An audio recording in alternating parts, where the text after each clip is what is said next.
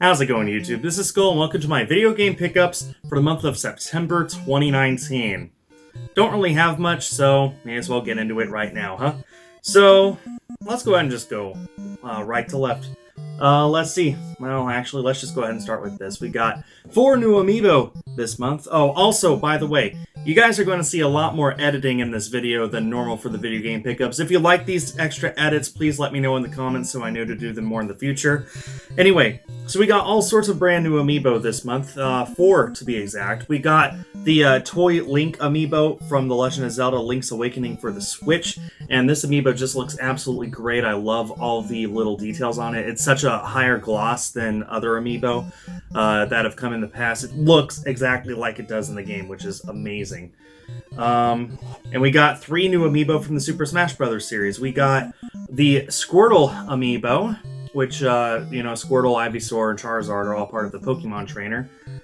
So technically, the Pokemon Trainer now has 4 total amiibo. I wish that they would release green, but oh well. We have Ivysaur, the Ivysaur amiibo, and we have the Snake amiibo.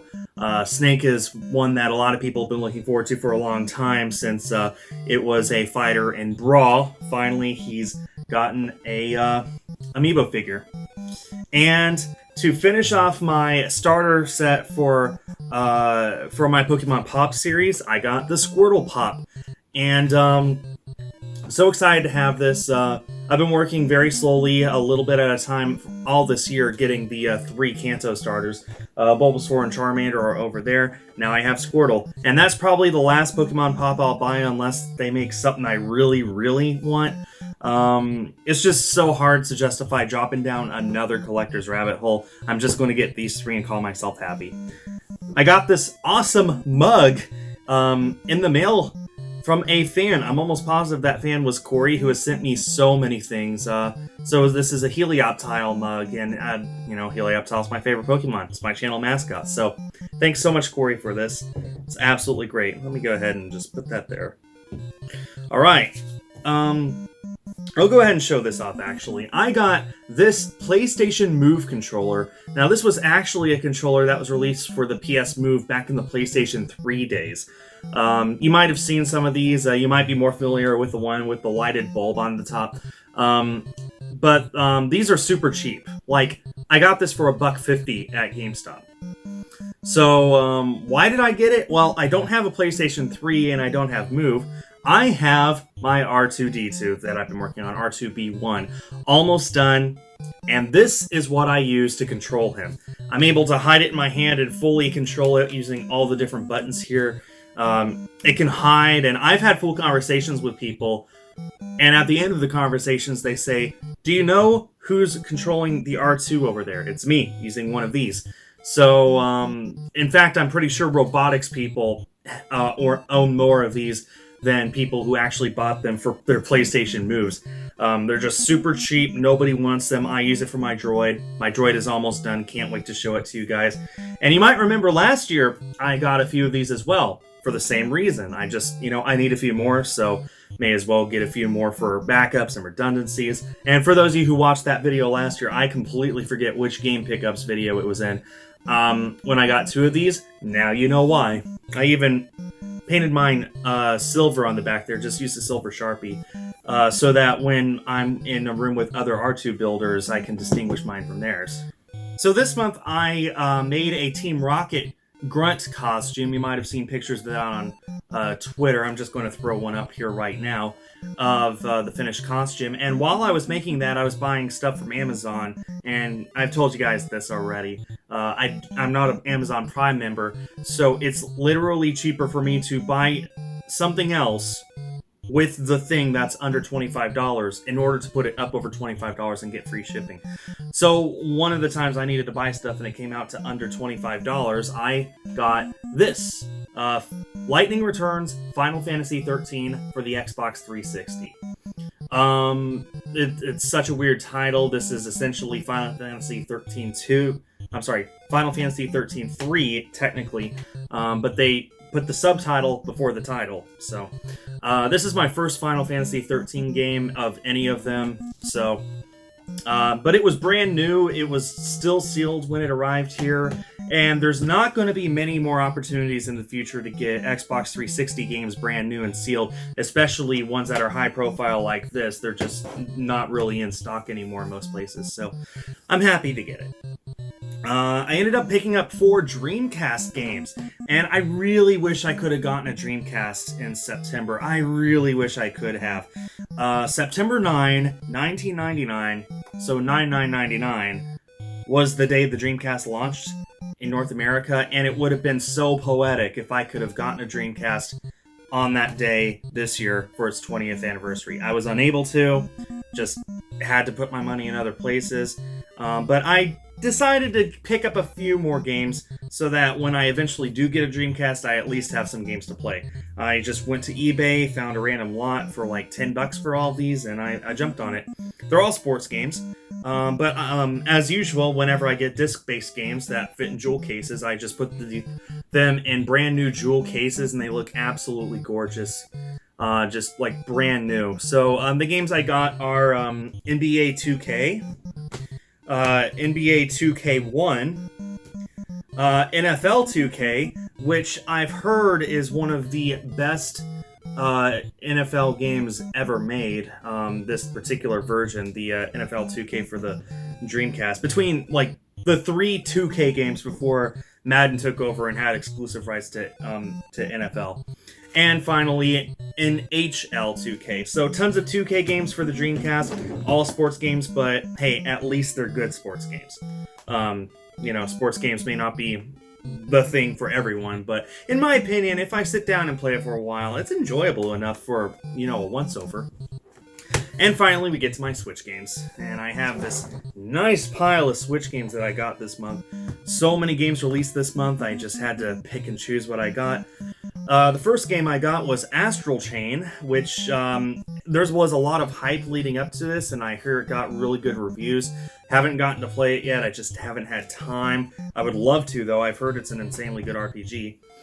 I got Collection of Mana, and actually this has a reversible cover, and I'm using the reversible cover on the outside. The inside looks like that.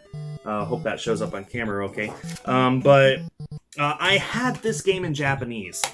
I had it in Japanese because 2 years ago it released in Japan, and this contained, at the time, Secret of Mana 2, now known as Trials of Mana, and we were, completely sure that this would never see a North American release, because that game had never gotten an English translation.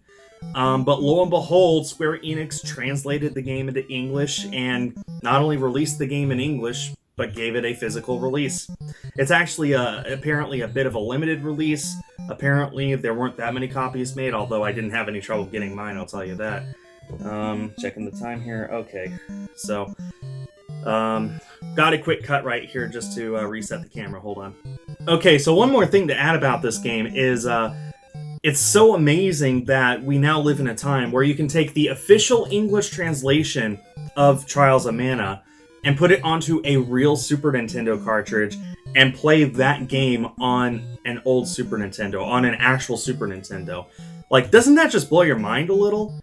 That the game that never got released here in North America got a release essentially 20 years later, 25 years later, and now people with their technology and their wisdom and way smarter people than I ever could be, just put the translation onto a real cartridge, and now there exist ways for you to get those cartridges and play the actual game. That's so amazing to me. Just something that I thought that I mentioned there. I also picked up Dead by Daylight. In fact, this came just today, the day I record this. So I've heard, it's an M-rated game, so I obviously can't play this on my channel. But I have a few friends who want to play the Switch version with me, so looking forward to that. The Legend of Zelda Link's Awakening, or Link's Awakening, if you watched my stream of that. I played it day one for 8 hours, and I'm about 2/3 of the way through the game. Unfortunately, Link has died a few times, so I'm not going to see the true ending on my first playthrough, but I know what the true ending is, so it's no big deal. Very fun game. I don't know if I'd say it's worth the $60, but I did get it with my GCU discount. It's one of the final games that I pre-ordered with my GCU discount that I was able to get a discount on. So for $50, I'd say it was worth it for me. Also got Spyro Reignited Trilogy, and man, I literally just finished all 3 games on my PlayStation 4 of this, so I'm so glad to have the Switch version. You do need to download a patch. That was a big thing that everyone was upset about. But, you know, you do get all 3 games. There's 0 difference between this and the PlayStation 4 version. Super happy with that. This I actually got for essentially free because of birthday money that I got. So this was my birthday present to myself. Just only 4 months later, that's all. The very first physical Star Wars game to release on the Switch, Star Wars Pinball. It's pinball with Star Wars characters. It's like... It's nice, and it's cheap. It's only like $30, and that was before my discount.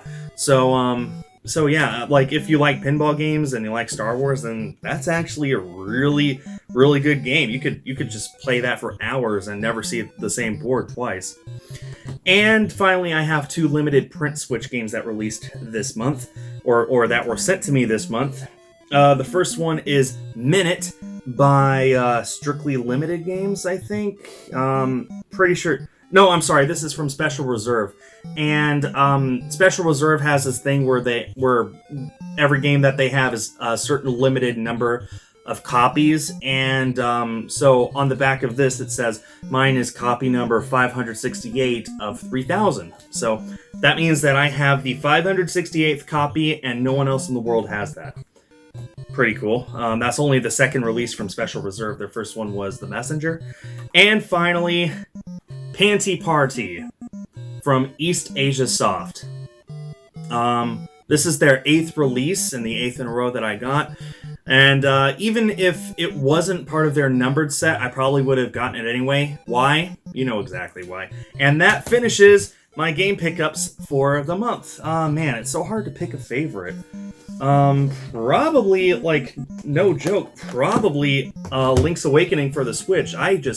This is a really fun game. I don't know how else to put it. It's just super, super fun, and I love it. I love the Toy Link amiibo, and I love all the amiibo. I just love everything I got this month. So let me know what your favorite thing was that I got this month in the comments, and let me know if you like the extra editing that I put into this video.